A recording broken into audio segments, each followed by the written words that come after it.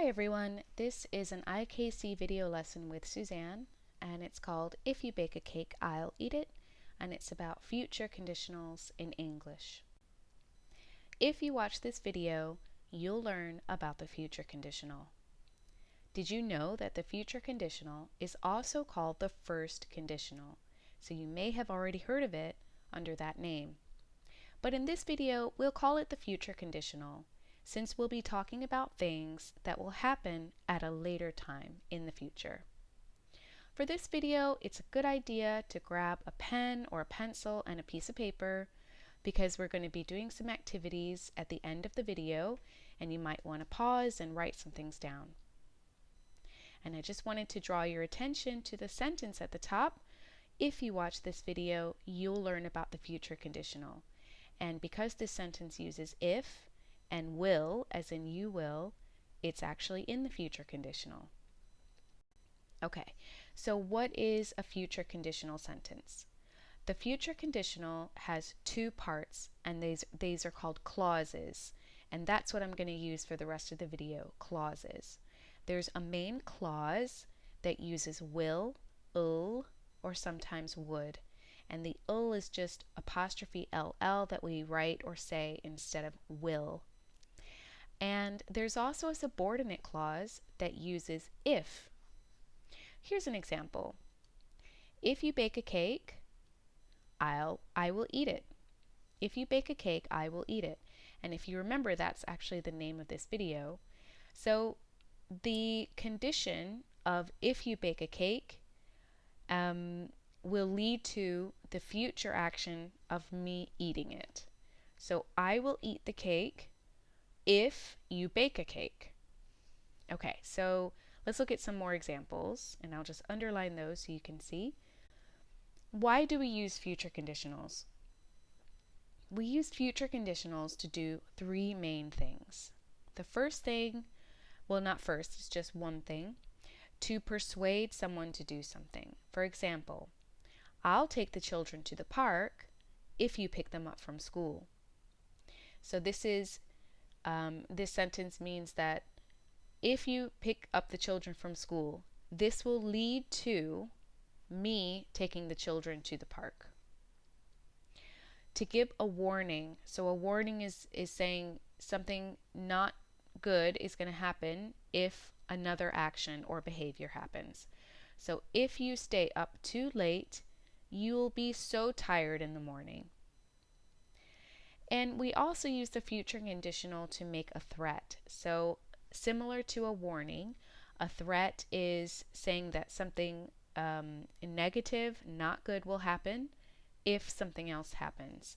So I'll have to give you a lower grade if you're late to class again. So this might be a teacher speaking with a student and telling the student about something not so good that's going to happen.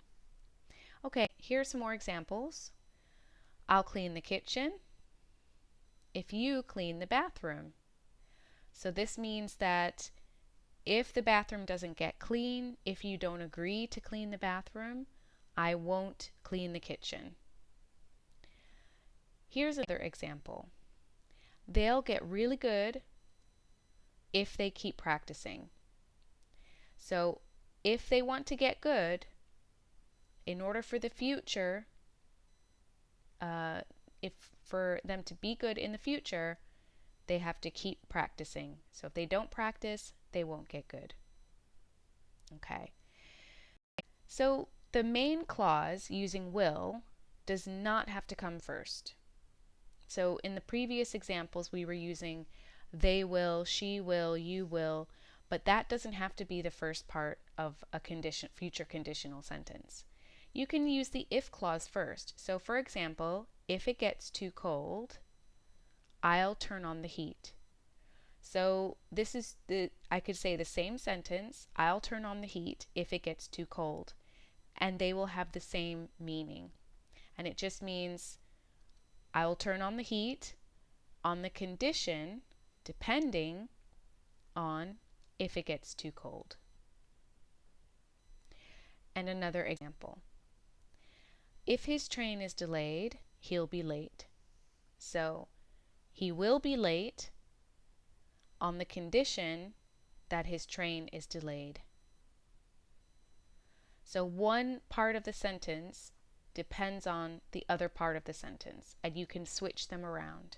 It doesn't change the meaning. Okay. So I wanted to know if you notice what changes when I switch the sentence order around.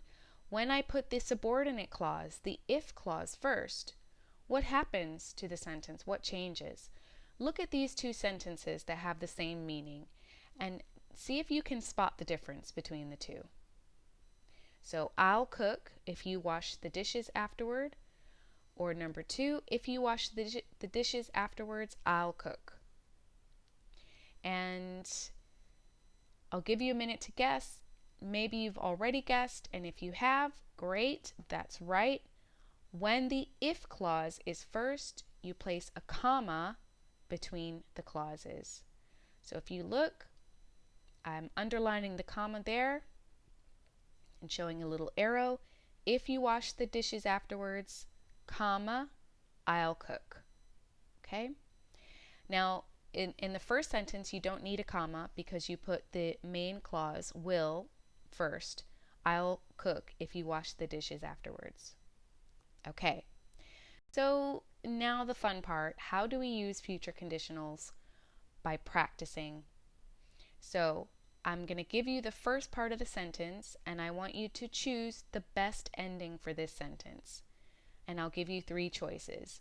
If it's sunny today, A, we leave soon, B, we're going out, or C, we'll go to the park. And here, get out your pencil, your pen and paper, and try to write down the sentence as you think it should look, and you can pause here. Okay, and the answer is C. If it's sunny, we'll go to the park. So we have the future conditional, we will go to the park. And you can say it the other way. We'll go to the park if it's sunny today. Okay, more practice. Choose the correct sentence. A, if we go to the park, we'll play football. B, if we will play football, we're going to the park. Or C, if we go to the park, we'll play football. And here you can pause. But if you want to hear the right answer, it's C.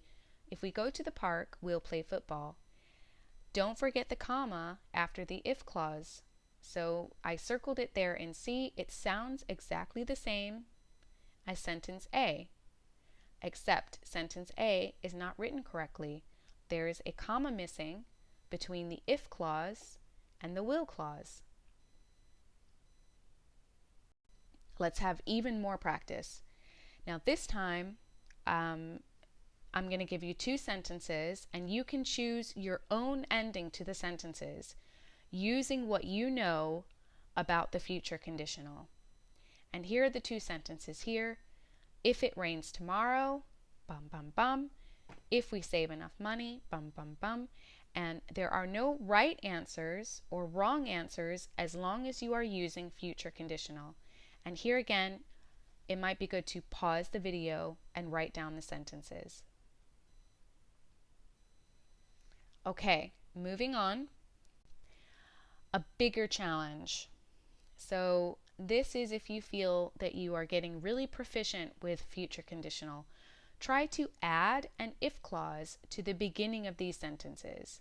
For example, bum bum bum, you'll be late, and you could say, if you don't hurry, you'll be late. So think of a condition that would cause someone to be late. So if you don't hurry, you'll be late. Or you could say, if your bus doesn't come, you'll be late. If your train is delayed, you'll be late. Okay? So there are 3 sentences here, and the endings are, you'll hurt yourself, it'll taste better, you'll become great at speaking English. And here you might want to pause and write down the sentences and write down what you think the if clause should be. Okay. Okay, I will place a link for more practice on future conditionals underneath the video. In the meantime, thank you for watching.